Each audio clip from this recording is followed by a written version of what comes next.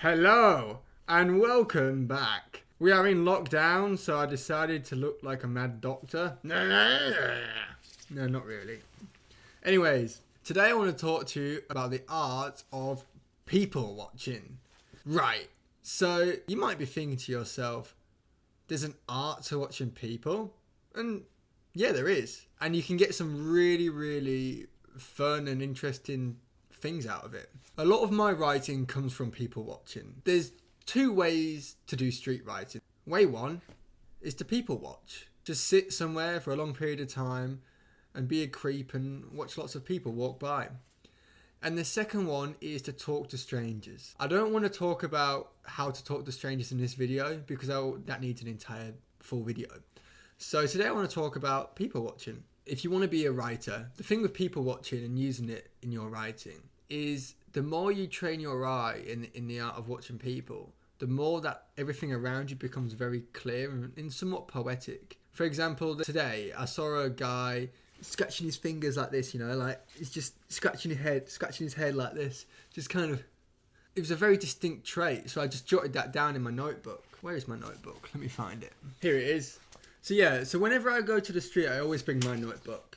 I've already filled one full. This was my first notebook I took to the street, and it's already completely full.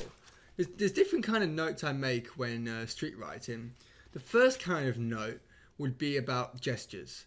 I have probably about 30 pages full of different gestures, like how people scratch their ears, or the way they move their fingers, or the way they talk on the phone, or the way they pick their nose, the way they put their finger in their mouth after picking their nose. All sorts of strange and human gestures. Well, the thing in the street, imagine it as if it's a free source for information, or a free source for add-ons or plugins to your work. For example, the reason why I write just a whole page dedicated to gestures is because if I'm ever writing a book like a fiction or creative non-fiction, I have a whole collection of human characteristics, of human gestures. And I've just literally got that from sitting on a stone step and watching people. And it's the same as the way people talk. I have a whole page about how people talk, how they yell, how they whisper, the way they communicate with one another. I basically have a field guide research of how humans act. And that's the thing with street writing. Street writing, you don't particularly have to write in a certain style, but the thing what street writing teaches you is it teaches you how to capture the little idiosyncrasies we often miss. You can use the skill of street writing and what you've learned from it in any genre of writing, fiction, non-fiction, anything. That's why I love the street so much. It's a free resource. You can be from anywhere, you can be from any class, you can have no money, you can be rich, you can be the smartest person in the world, or you can have no education. Anybody can go to the street and learn. And that's what I find beautiful about street riding. The more time you spend on the street, the smaller the things you can see. It's kind of like meditating, The more you meditate, the more sensations you can feel across your body. It's the same with street writing. The more time you spend looking and taking a moment to see what's going around you, the better you'll get. So this is just a piece I wrote 2 days ago about a concrete truck. And I know it sounds basic, but this is what I got. Lockdown has begun. A concrete truck passed me by, spinning its barrel around and around and around, keeping the concrete from setting to stone.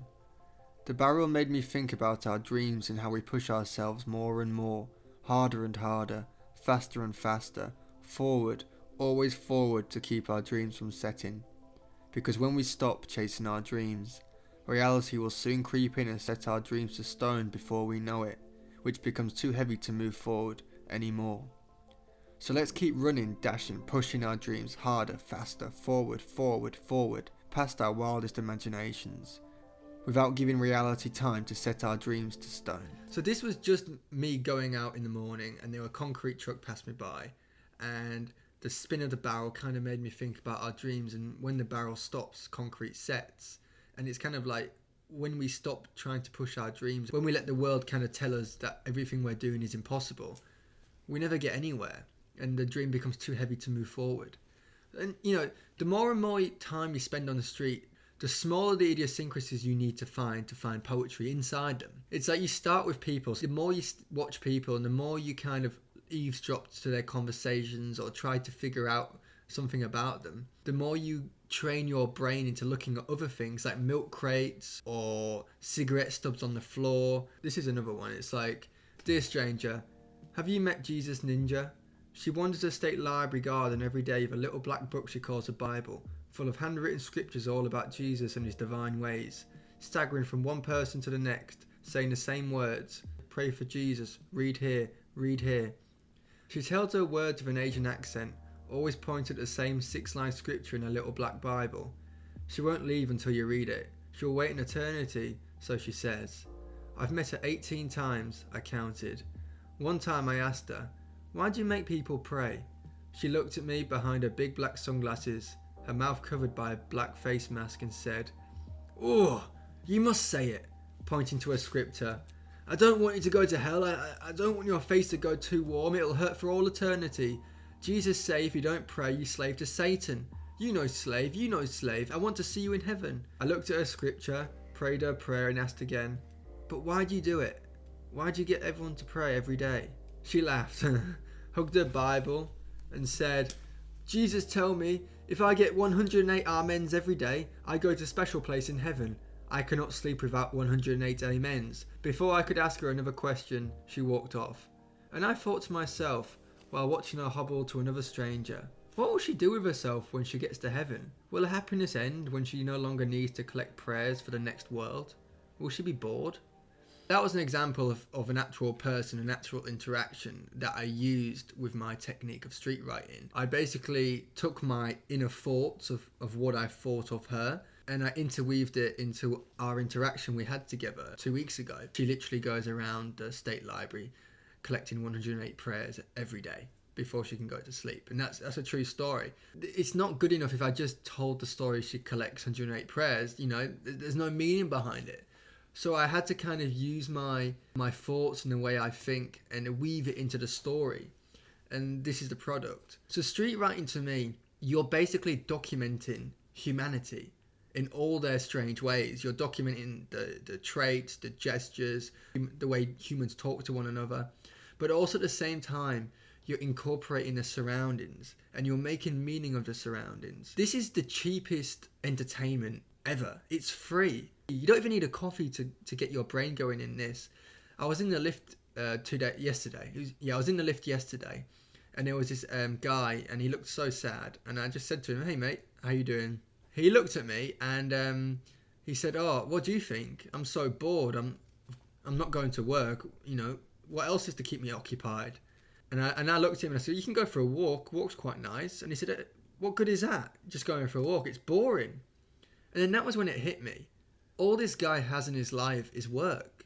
And maybe when he's not working, he'll go to a bar with his friends and drink and kind of forget about the world. But the thing is with street writing, it's kind of like a self-help meditation therapy. You don't need any money to do it, and it's so healthy. You're not poisoning your body. All you're doing is just looking at the world on a slower rotation, reflecting on it and trying to find ways to make yourself understand this world a little better. So for me, street writing is beautiful, not only for the writing purpose, but also just for your mental happiness. And it teaches you how to appreciate the smaller things in life. And I hope I don't come across as like some weird guru, you know, as like street writing will save your soul. No, it won't.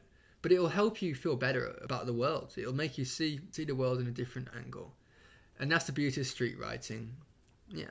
Anyways, I think I've jibber-jabbered too long. I hope you have a wicked day, and if you're in lockdown, keep smiling, go out to the street and give it a go, you know? Anyways, in a bit. Bye.